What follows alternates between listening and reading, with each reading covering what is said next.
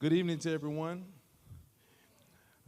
We are here today, of course, for a community gathering to welcome, of course, again, our new superintendent for Little Rock School District, Dr. Jamal Wright. And we are here today to listen to our community, to hear from you. And this is a wonderful opportunity that has been presented to us by our school district. I think that we should take advantage of it. We appreciate the opportunity to host you here at the Longley Baptist Church, as we are the first stop on this community tour. That will be all my words for this evening. I pray that you'll have a great time while you're here. Please let us know if there's anything that you should need while you are here. We'll turn you over into the hands of Dr. Wright.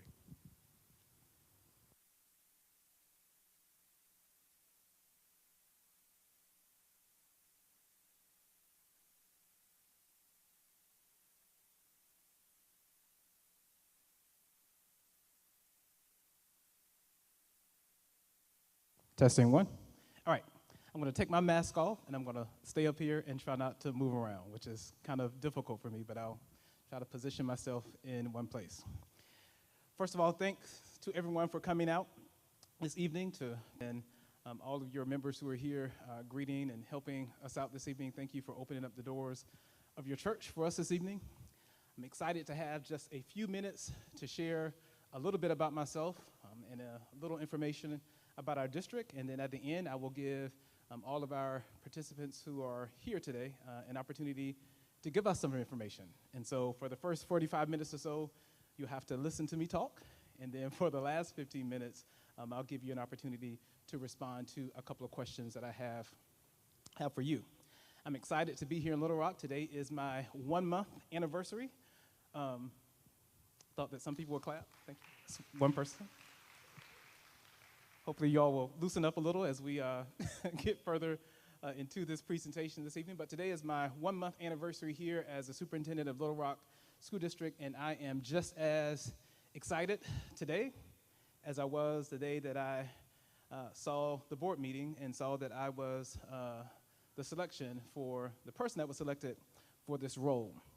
I don't want to get ahead of myself, but there is so many good things about the city of Little Rock and so many good things and great things about our school district, and I'm excited to be a part of this journey with all of you, to work with each and every one of you to make our school district the absolute best it can be. And so with that said, I think we have to dim the lights a little just so that you can see the presentation on the wall, and I will get started.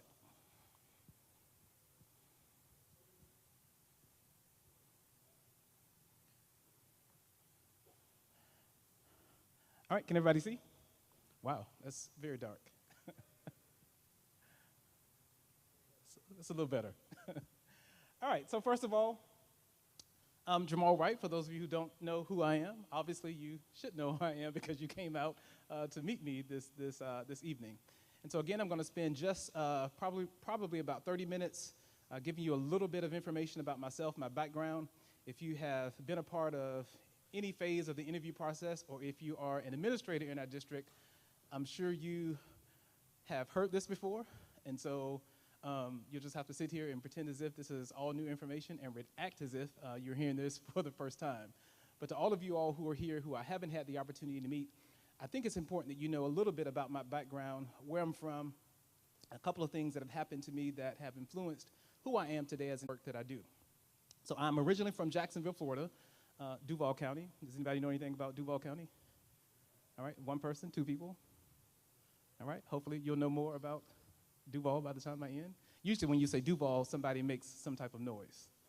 Like I heard it faintly, so I'll say it again. Duval County? All right, y'all are warming up a little. But anyway, I'm from Duval County, Jacksonville, where I'm born and raised. I actually started my career in education in Jacksonville. Actually, the first 10 years of my educational career was started in Jacksonville, Florida. I am a part of what I like to describe as the most functional, dysfunctional family on the face of this earth. Love my family just like I'm sure everyone in this room does.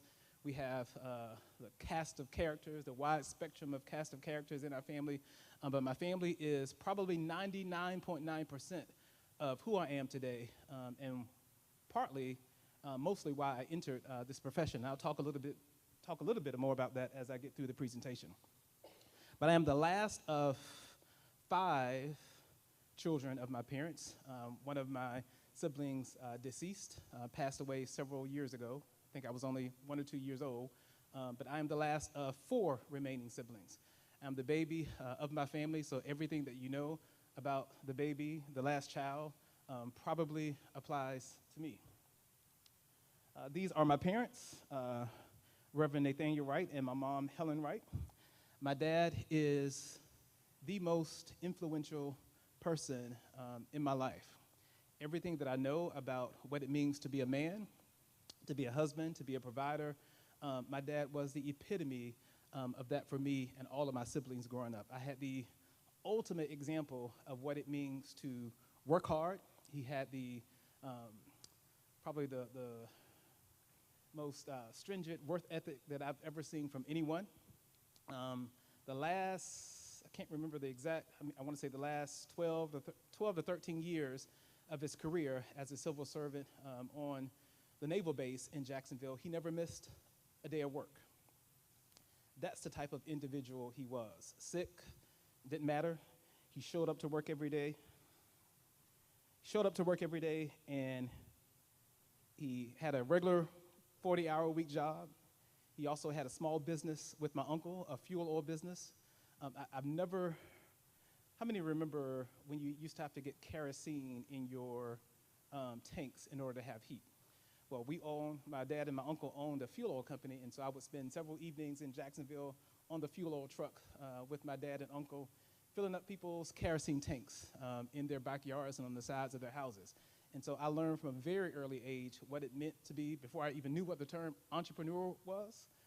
My dad and my uncle were the example to me, in addition to working a 40-hour plus a week job. Plus, he was a pastor also, and very engaged civically in Jacksonville, Florida. My mom, most people in school, in grade school, didn't even know that I had a mom, because my dad was present at every event, every baseball game. He was the president of most of the PTA associations of schools that I attended. As a matter of fact, when I graduated high school, he still had an office in my local high school for about 3 to 4 years after I left high school, because that's just how involved he was, not only in my life personally, but in the lives of others within our community. But despite all the stuff that my dad did for myself and my family, and despite the fact that he is the ultimate, what's the word I'm looking for? Role model, thank you. The ultimate role model for me, I am truly a mama's boy. Whenever my dad said no, my mom would say yes. Whenever he said you couldn't go somewhere, she would always say, you can go. Whenever he wouldn't give me the money that I needed to purchase whatever I needed, my mom never worked, but somehow she found a way to get money. I don't know where it came from, but she will always make sure that I had not what I needed, but I won't say everything that I wanted, but most things that I wanted. My dad passed away in 2013, and so my mom, grateful to have my mom still here with me. Some of you had an opportunity to meet her when she was here a couple of weeks ago for the welcome reception. She still drives, although we don't allow her to drive after, I think, 4 or 5 o'clock. But she still drives, she's in good health, and she will be 89 years old this September 1st. And so I'm thankful to still have her here with me. These are my 3 best broke friends. These are my kiddos, Jaden, Trinity, and Joshua. These are throwback pics of them from years and years ago. They are my oldest son in the top left-hand corner, or my left. I think it's your left, too, if you turn around. Anyway, in the top left-hand corner is my oldest son. My oldest son is 20 years old. He is getting ready to begin his junior year at Florida State. My youngest son in the bottom right-hand corner is Joshua. He is getting ready to begin his junior year in high school. And then my daughter, Trinity, who is in the middle for obvious reasons. Although I don't have a favorite child, she is that one child who could call right now and I would drop this mic and get in my car and go do whatever it is that she wants or needs me to do. But that is my daughter, Trinity. She just graduated high school, and so I am very proud of all of my three kids, of all three of my kids, and they are the reason why I press so hard and work so hard to be an example to them. Although those of you who've had any opportunity to spend some time with me, it may not always reflect and show, but I am the son of a pastor. I spent probably 90% of my time as a child in church. Sunday there was Sunday school, and there was morning service. Then we came back at 5 o'clock for BTU. Then we came back in the evening for evening service. Then we had to go back on Tuesday, 6 o'clock, for prayer meeting and Bible study. And then it wasn't every Thursday, but like the first Thursday of the month, I remember they used to call it conference, where it was like the business meeting of the church. And so I spent a lot of time in church, a lot of time in church activities. And actually, I credit all the different opportunities and activities that I participated in church, which was the beginning of me developing as a leader. And so I credit many of the opportunities that I had growing up to help form me into the leader that I am today. I used to sing a lot. I don't sing anymore. Maybe if you all warm up and loosen up a little, I may close out with a song. We'll see. But I had a very unique and interesting childhood. I grew up on the north side of Jacksonville, Florida, which was the majority black side of town. But I grew up in this interesting, what I call ecosystem of where from church to my community to the civic organizations that I was a part of, I never knew and felt or understood what it meant to feel inferior to anybody. Because of the way that I was raised, I always felt like I was capable to do anything that I wanted to do. I felt like I could be anything that I wanted to be. I never knew anything about this inferiority complex or being inferior to anybody else, especially because of race. That was something that was just not a part of how I grew up. I'm going to come back to these individuals a little later.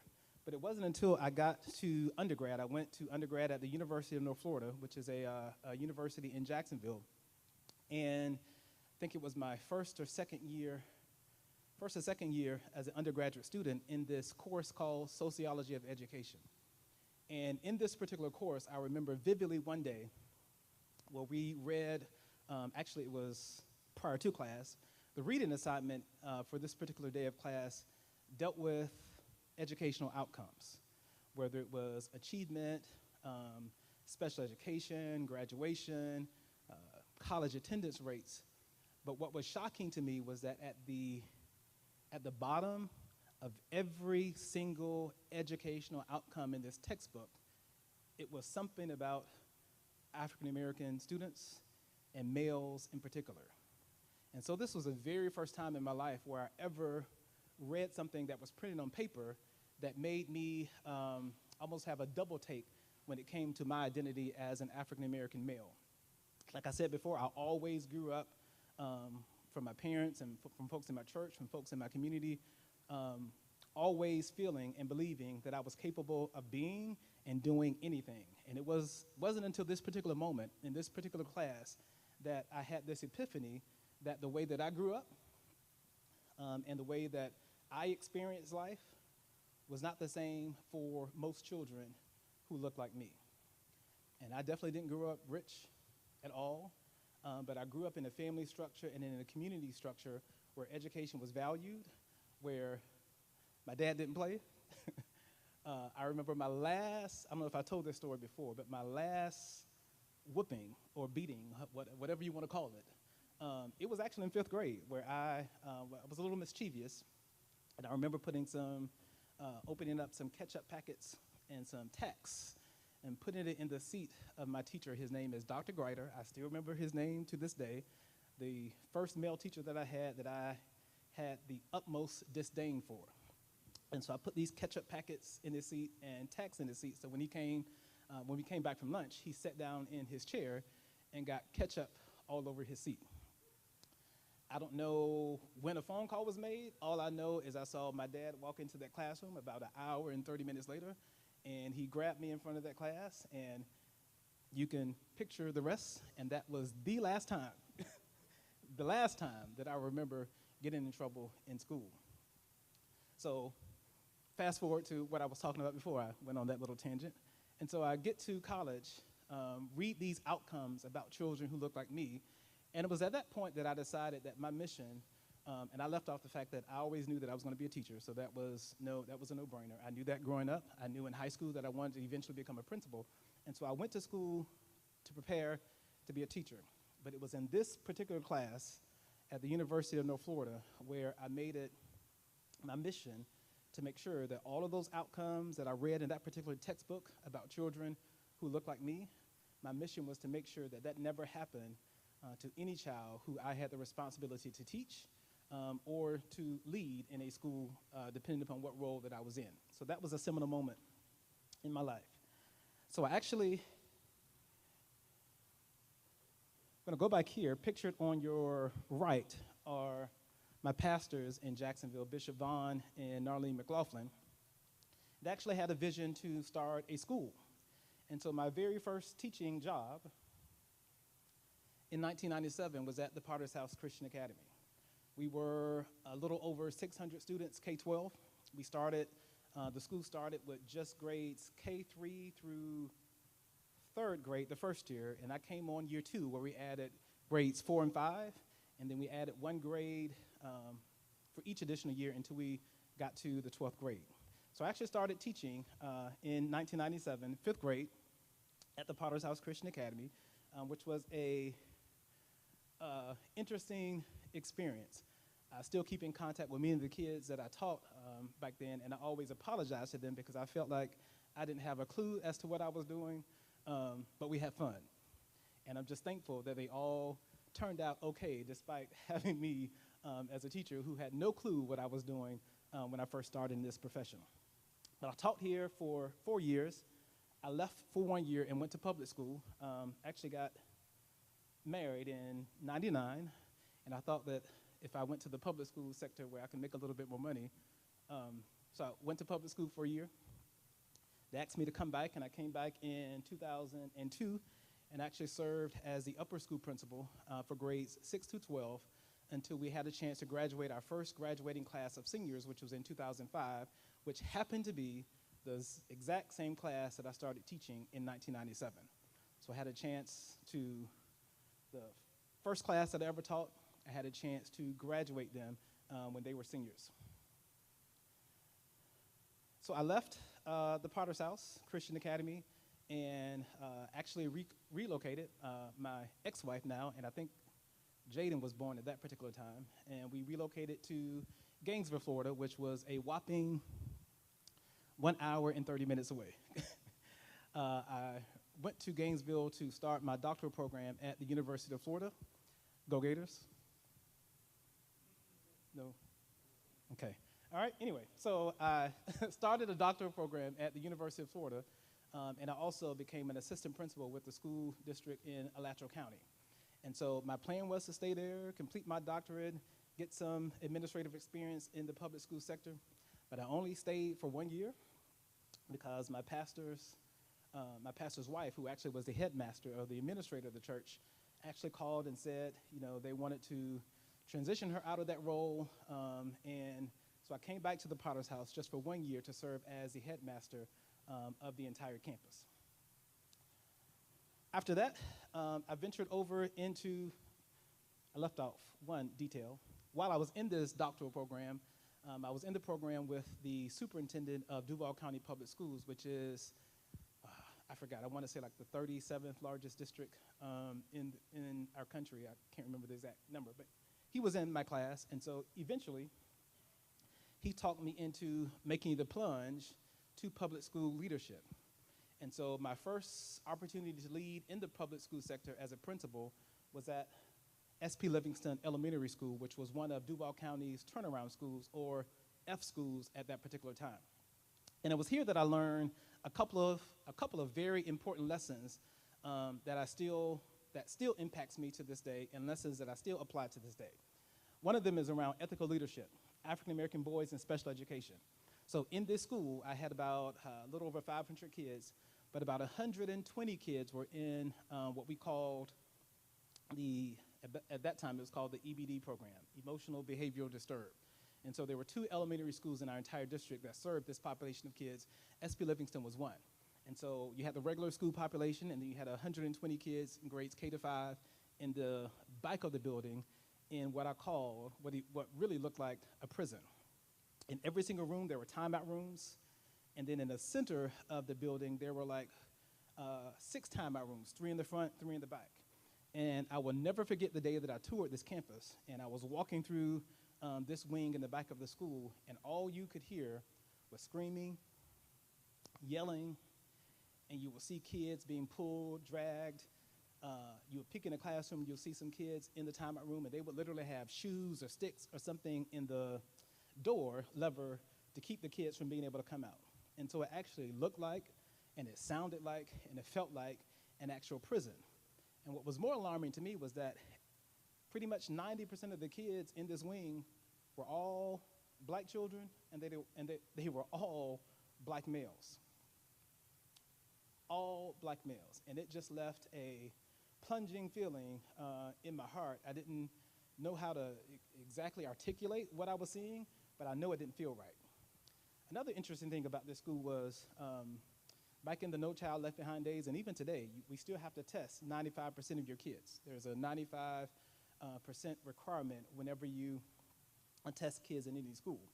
Well, looking at the data at this particular school, they always tested 95% of the kids every single year.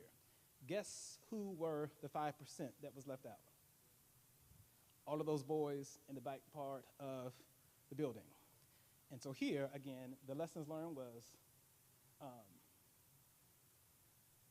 we've got to do something differently when it comes to how we identify kids for special education, especially with behavioral disabilities, which are very subjective and really based upon a checklist that somebody checks and fills out, and paying very, very close attention to how we disproportionately identify our black males in these particular types of programs, and making sure that they are not excluded when we assess kids, because they are a part of the school just like anybody else.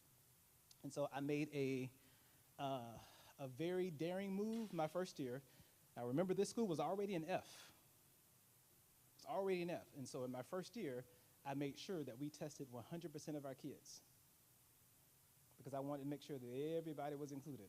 And guess what our school grade was after that first year? It was a lower F. We went from an F to an F minus. But that was okay, because I always believe, I believe in doing right. My dad always taught me, you will reap what you sow. And so I always think about the decisions that I make, and making sure that I make decisions that are both ethical and decisions that are just. Now, the very next year, we went from an F to a C, but I'll explain to you why I won't celebrate that, because as soon as I left, it plummeted right back down to an F, and eventually they make the school a K. I think today it's a K to, I think it's a pre-K center today. They went from a K to 2 to, I believe the school is a pre-K center. So those are a couple of lessons that I learned there. I also learned that you can't test prep your way out of school improvement or to get a better grade, because what happens when you do these little pull-out groups and after-school tutoring, focusing on those bubble kids that you hear people mention sometimes, those kids that are on the cusp. Well, when you just focus on those kids that are on the cusp, yeah, you'll get a bump in test scores, which we did, but that's not addressing the real issue. And so we went up to a C, but because we were focusing most of our strategies on things that were associated with test prep, that grade didn't last, because those weren't changes that could be sustained over time. Right, so I had to remember what happened between here and how I got to DC. So went through a divorce and decided that I wanted to leave the state. I had no earthly idea where I was gonna go, what I was gonna do, but I got this random email one day about this Asian woman in Washington, D.C. who had became the chancellor of D.C. public school system, and they were doing this national recruitment for principals to come to Washington, D.C. and help turn things around. So what did I do? filled out a little application, sent it in, eventually went up for an interview, and was eventually hired. And I was hired as the principal of Leckie Elementary School. I do have to tell this funny story before I move on. So if you look at the bottom left-hand picture, does anybody recognize who that is? Not me, but the person who is sitting down. Marion Berry? Does anybody remember Mayor Marion Berry? All right. So most of the time when you think about Marion Berry, you don't think about anything positive. And so I remember making a comment in jest, but that was very not favorable to him in his situation. And what I did not know, that in Southeast DC, where my school was located, he was, there would be God, Jesus, then Marion Berry. That's just how much he was respected and revered in that community. And so I said something derogatory to my secretary about, oh, this is Marion Berry's neighborhood. And clearly the message got to him. And the very next day that I got to work, as I was walking down the hallway, he was sitting right outside my office door. And so this picture is a reminder to me to always watch what I say. But the 4 years that I served as principal at Leckie Elementary School were the best years as a principal that I've ever had. Mainly because I was able to learn from all the mistakes that I had made in other places and had applied all those things that I learned here. So again, Leckie Elementary School was another, they didn't use the term turnaround school to describe it, but it was, I forgot what the designations were, but it was the equivalent of what would be a D. I don't know what it was called, but we had colors in Washington, D.C. But make a long story short, because I want to make sure that I don't run out of time, this is where I learned about teacher leadership and the power and the influence that teachers can have when you empower them to do the jobs that they were hired to do. I was one of those administrators who believed that I had to do every single thing. I had to lead every data meeting. I had to lead every planning meeting. I had to disaggregate everybody's data. I had to point out what they had to reteach. I had to break down the standards for everybody. I did every single thing. And it was through a coach that I had through an organization that was called the Achievement Network that really helped me to take a step back and to evaluate my role as an instructional leader and do things differently. And she actually forced me to stop doing all the stuff that I was doing and to really work with, we didn't have terms like teacher leaders at the time, but she asked me who were the best teachers that I had in the school, and I named 2 teachers. And she said, well, give me an opportunity to work with them, and I will show you what teachers, when they're empowered, what they can do. And I'm gonna make this 4-year story, kind of combine it into 30 seconds. These 2 teachers, a 2nd grade and a 3rd grade teacher, had so much power, more influence on their peers than I could have ever had. And so over a period of multiple years, teachers actually ran everything in my building. I went from doing every single thing to basically just showing up and making sure that they had the time to plan, and I did all of the things that they didn't like to do. So I did breakfast duty every day. I had all the kids in the cafeteria in the mornings to give them extra time to plan. I did lunch duty by myself every single day.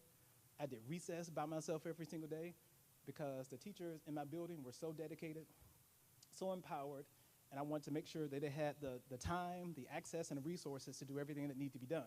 So through teacher leadership, a focus on early literacy and numeracy, I didn't talk a lot about this, but you remember me saying that you can't test prep your way out of school improvement. So when we have kids who are multiple grade levels behind, whether it's in reading, math, science, social studies, whatever it is, there is no magic pill, there is no magic strategy, there is no magic wand waving strategy that you can use. The only thing that you can do to make sure that the changes are sustainable and that they will last over time is to start with kids as soon as they walk through the door in pre-K and kindergarten. And so we have a tendency, because grades 3, 4, 5, 6, 7, 8, 9, 10, those are the grades that test, where we get our school grades from. But we pay very little attention to what happens in preschool, kindergarten, 1st and 2nd grade. So coming to Leckie, I put I won't say all, but I put the majority of my emphasis, time, and effort in pre-K, in kindergarten, in 1st and 2nd grade, making sure all those gaps that kids had when they came to us, that we closed them as soon as we could, And within a matter of, like, our first year, we didn't see that big of a bump in our scores. Year 2, we saw just a slight increase. It wasn't much. By years 3, and especially by years 4, those kindergartners who were there when I started, who were now in their 3rd grade, we blew that assessment out of the water. And so we went from a priority school, which was equivalent to a D, to a rising school, which was the equivalent of a B. We increased reading proficiency from 26 to 47%, math from 31 to 60%. We were one of 8 schools district-wide recognized that achieved significant and sustained 3-year progress for reading for Black children, and the same in math. And again, that was all done through teacher leadership, a focus on early literacy, a focus on early numeracy, a focus on social emotional learning in the younger grades, and some other things. But I'm running out of time, so I'm going to speed up. So I said that I was going to be a principal for 10 years, and after that, that was going to be it. So my 4 years as principal in DC was the end of my 10-year tenure of being a principal. I had no earthly idea what I wanted to do or where I wanted to go, but I knew that I wanted to complete my doctorate. You may have remembered me stating that I started it at University of Florida, got divorced, never finished it, paid all this money, wasted money, and I said that I want to complete my doctorate, but I want to come out of my pocket to pay any more because I had wasted money in years past. And again, I got another one of these random emails, and this was probably the most random email I've ever gotten, about a federally funded doctoral program at the University of Colorado, Denver, that focused on leadership, but the specific emphasis was on early childhood special education. And those were 2 areas that were of keen importance and interest to me. And so they were taking 10 students from across the country into this particular program. I was one of 10 who was selected. And so I packed up and, did I drive? Yeah, I can't even remember, but drove to Colorado, had no idea where it was, didn't know anything about Denver, didn't know anybody there, but I packed up, moved to Denver, where I began my doctoral program, and these are 5 of my colleagues who were in my cohort. Eventually, I got a job with Denver Public Schools while I was working on my doctorate at the University of Colorado, Denver, and I was hired as the instructional superintendent, one of 13 instructional superintendents in the district. Initially, my assignment was I had about 21 elementary schools in the southeast part of town, which was the richest and most affluent area of Denver. Guess how long I lasted in that role? A couple of months. I don't think I made 3 months. The biggest problem and complaint that I had to deal with was, so let me back up a little. These schools that I was in charge of supervising, PTAs would do silent auctions in the spring and all types of fundraisers. These folks would raise millions, no exaggeration, millions of dollars for their schools to make sure that every single teacher in their schools had a teacher assistant. So not just kindergarten, every kindergarten, 1st grade, 2nd grade, 3rd grade, 4th grade, 5th grade teacher all had teacher assistants paid for through funds that were raised through PTAs. And so all of my time was spent with very engaged parents who were upset about either the assignment that the teacher that their child was assigned to and wanted a different assignment. And so it just wasn't my cup of tea. And I remember going to my boss at the time, and I said, listen, appreciate the opportunity, but y'all don't have to give me something else to do because I can't deal with this parent population. And I said, give me the worst of what you got. I can work with that. We can make it better. And so they created a network for me. It wasn't a network that existed before. It was called the Transformative Network. And I had, in Colorado, there was a very aggressive state law when it came to failing schools. So that if you were a failing school for 3 years or more, you would either have to close the school, charters could come and take over the schools, and we had lots of charters. In school, in Denver, we had a smorgasbord of all different types. We had teacher-run schools where there was no principal. So they gave me the lowest rated elementary schools in Denver Public Schools and gave me 3 years to work with these schools to get them out of their status, to keep them from either closing or becoming charters. Now, the funny thing about all of my schools were the majority of my student population were of Hispanic origin. And then half of my schools, they received their instruction in Spanish. Ask me how much Spanish do I know? None. So I was given a group of schools, half of which the language I couldn't understand what was going on in the classroom, and the other half of the population, except for one of my schools, were majority Hispanic students. And so I had to learn a whole lot about English language learners and the strategies that we needed to employ to work with those particular students, which ironically, outside of the language, is just best practice and good practice for all kids.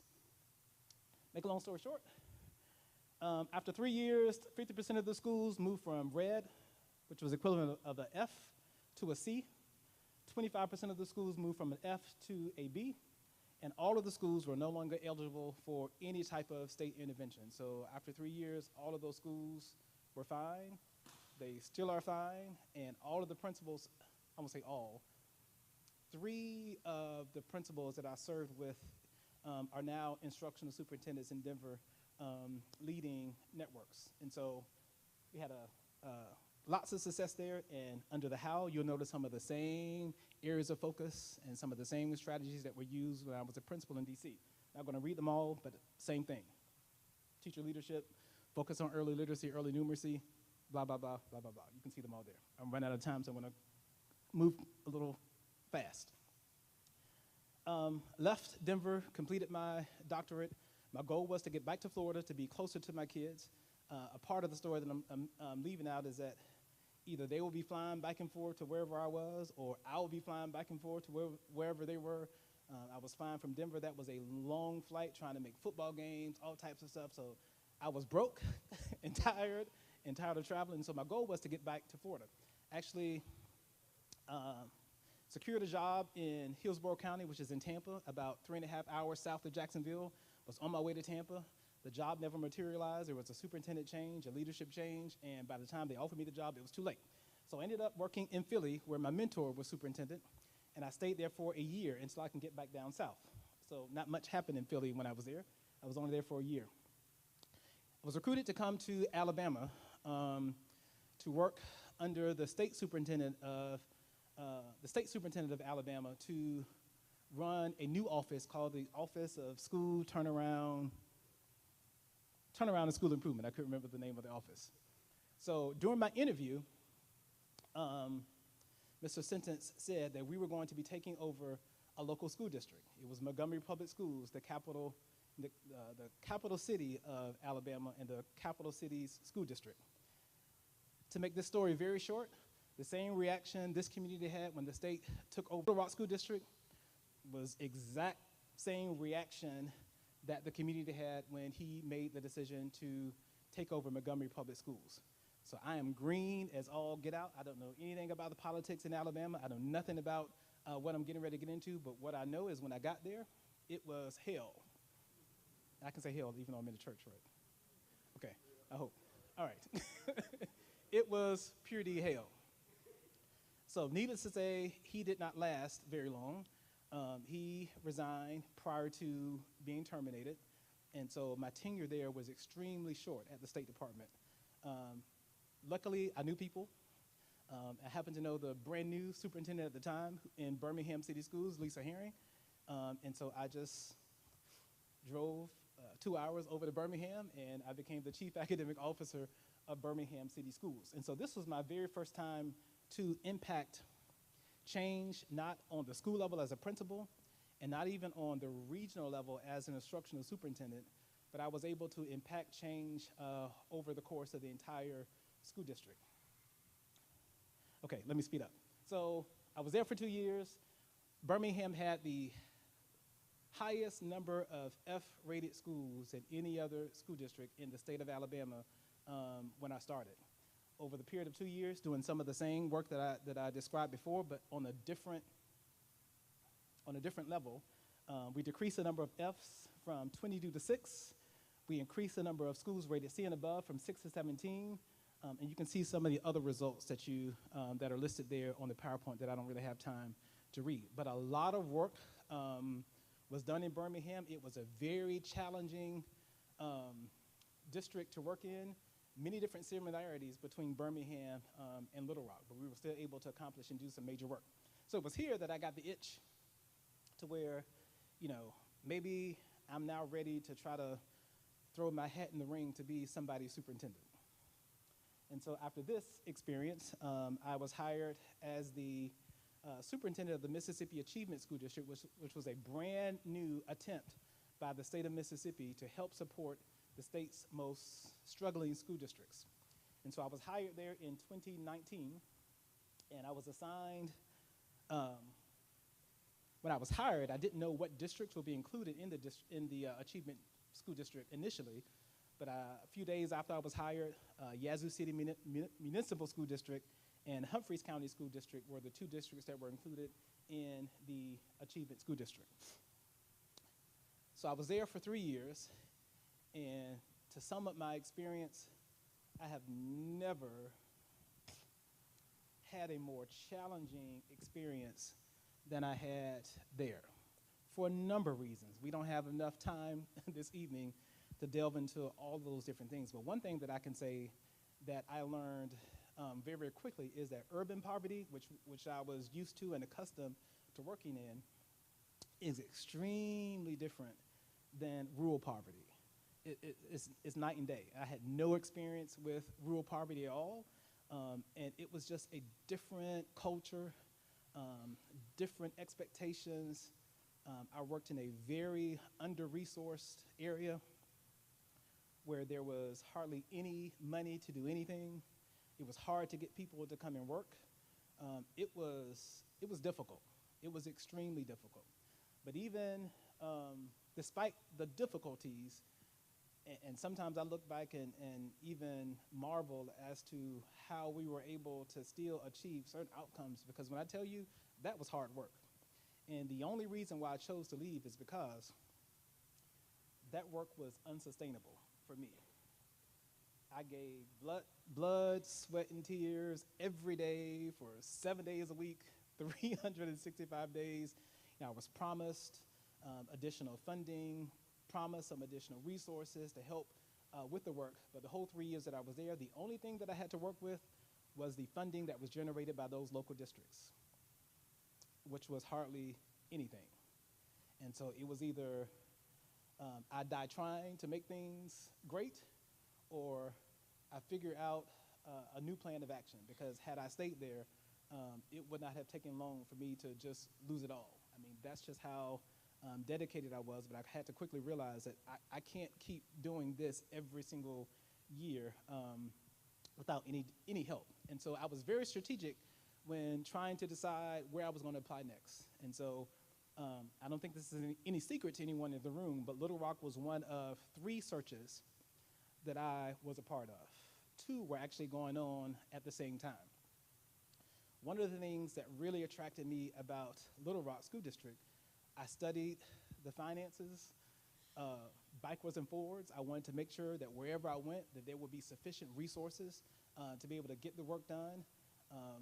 One thing that I noticed in the search firm's evaluation of Little Rock School District was this perception from the people who were in the district and outside of the district that the district had lots of great teachers, lots of great programs, lots of great resources. And I can tell you from being involved with many different searches, you don't always see the community say that, or you don't always see folks within the community say that the district actually has good teachers. I can tell you that that's not something commonly that you see in evaluations of school districts. And so I applied. Clearly I got the job, and I'm here, and I'm excited about being here. This is me coming to Arkansas. So I am here. In the 15 minutes that I have left, I do want to highlight a couple of things. And so I mentioned this when I first got started, that there are so many good things going on in our particular school district. Not going to read all of these, but all of these have come from countless numbers of conversations I've had with internal employees, community members, all different types of groups.